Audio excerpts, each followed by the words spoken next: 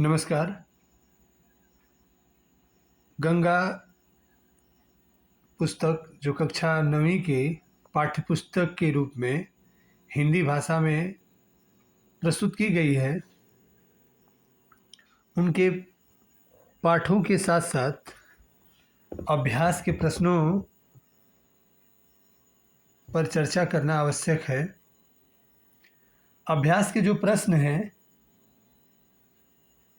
वे कुल 8 प्रकार के प्रश्न इसमें प्रस्तुत किए गए हैं और प्रत्येक प्रश्न अलग-अलग स्वरूप में है, उनकी प्रकृति अलग-अलग है और जिस शीर्षक से उस अभ्यास के प्रश्न को दिया गया है, वे शीर्षक बड़े रोचक हैं।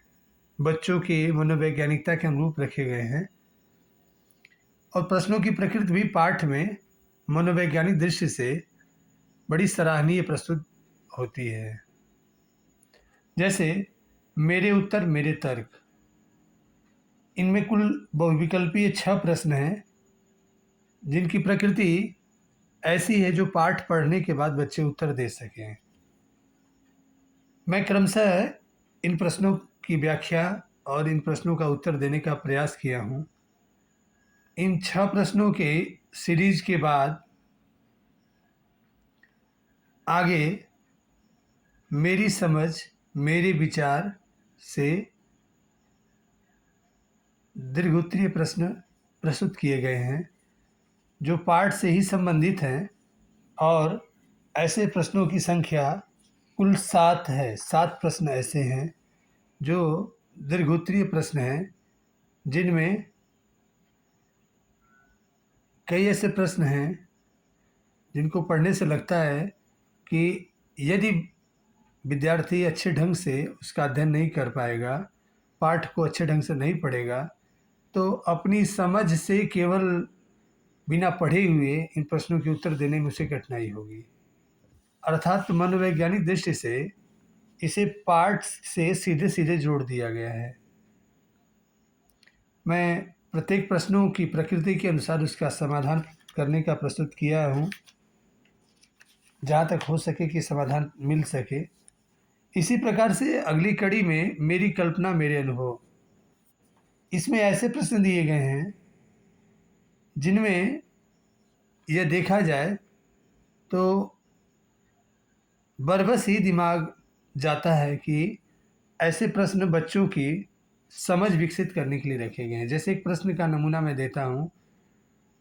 उसने उसके माथे को सहलाया और बोली, खोल देती हूँ, चुपके से भाग जाओ।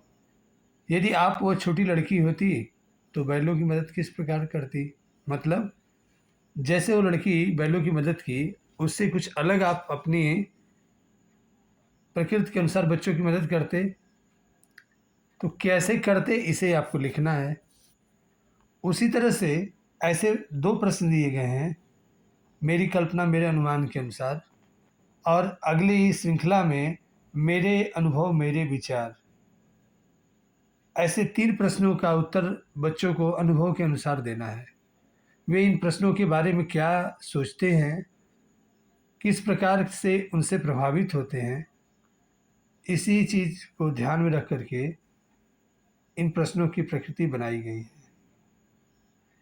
इसी प्रकार से आगे बढ़ते समय हमें विधा से संवाद, अर्थात जो कहानी विधा है कथा के रूप में, उसकी पड़ताल की गई, उसकी जांच की गई है, उसके स्वरूप पे चर्चा की गई है। किस प्रकार के शीर्षक, क्या चरित्र हैं, कैसे परिणाम इसके मिलते हैं, क्रियाकलाप या क्रिया क्या है इसमें, इन सब बातों की चर्चा इसमें की गई है। इसी के साथ साथ कहानी के सौंदर्य पर भी चर्चा की गई है कि कहानी का सौंदर्य किस प्रकार से है और कैसी कहानियों में किस प्रकार के सौंदर्य की आवश्यकता पड़ती है।